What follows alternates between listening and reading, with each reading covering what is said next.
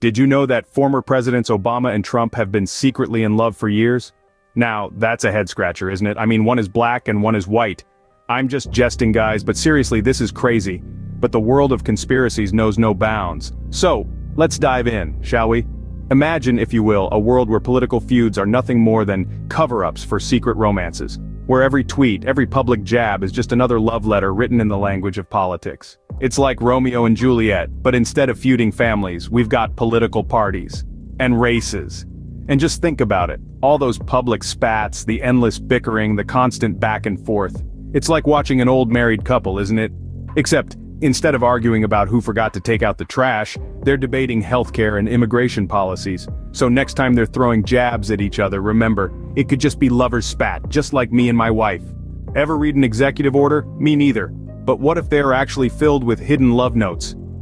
Imagine the scene, Barack Obama, sitting in the Oval Office, pen poised over a hefty document titled Executive Order. He's not just making decisions about national security or economic policy, no, he's writing a love letter and thinking about Donald Trump nude. I mean, imagine it, he is truly a beautiful man. I wouldn't mind seeing him nude myself. Same with Donald Trump. Every time he signs an order, it's not about immigration or trade deals. It's a response to Obama's love notes, a secret dialogue hidden in plain sight. I like to imagine that maybe one says, "Oh boy, give me some of that Obamusi," or something of the sort. Take, for example, Obama's healthcare reform. What if Affordable Care Act was really code for affectionate care always?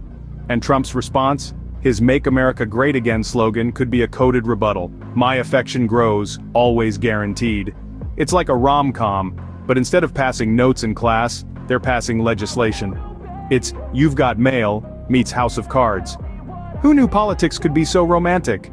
You've heard of secret meetings in the Oval Office, but have you ever considered they could be clandestine rendezvous? Now let's take a moment to ponder. Two presidents, both alike in dignity, in fair Washington, D.C., where we lay our scene.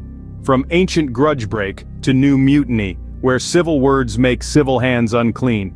Picture this. Barack Obama and Donald Trump, under the guise of political strategy sessions, are actually engaged in hush-hush love trysts. Yes, you heard it right. It seems the West Wing has turned into the Love Wing. But how do they manage this, you ask? Well, they've turned the Secret Service into the Secret Cupid Service. Those men in black are not just bodyguards. They are facilitators of this undercover amour, arranging these discreet encounters. And what happens in these meetings? Do they exchange sweet nothings over a desk littered with national security briefings? Or do they share a laugh over the latest political meme, their rivalry melting away in the privacy of the Oval Office? Perhaps they even engage in a friendly game of who can impersonate the other better, Trump with his "Yes we can," and Obama with his "Make America Great Again." Oh, the irony. And you thought your secret office romance was scandalous.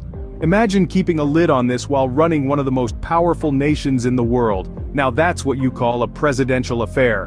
What if one day they drop the act and reveal their love to the world? Imagine, if you will, a world where our former presidents decide to break free from the shackles of their political facades. Picture a press conference not unlike the many we've seen before. The tension is palpable, the media buzzing with anticipation, the public glued to their screens. But this time the agenda is different. Barack Obama and Donald Trump standing side by side, their usual banter replaced with earnest expressions. A silence falls over the room as they prepare to make their announcement, and then, they do it. They confess their love for each other, their voices echoing through the room, their words reverberating around the globe. Can you imagine the gasps of surprise, the flurry of tweets, the rush of breaking news alerts? Picture the late-night talk show hosts, their jaws dropping, scrambling to rewrite their monologues. Picture the shocked faces of other politicians as they try to process this unexpected turn of events. But amidst the chaos, there's also a sense of relief, a sigh of acceptance. After all, love is love, even in the most unlikely places. And perhaps, in this alternate reality, their confession brings about a change, a unification of sorts, a bridge over the political divide that we've grown so accustomed to. So, next time you see them on TV, don't forget to look for that twinkle in their eyes.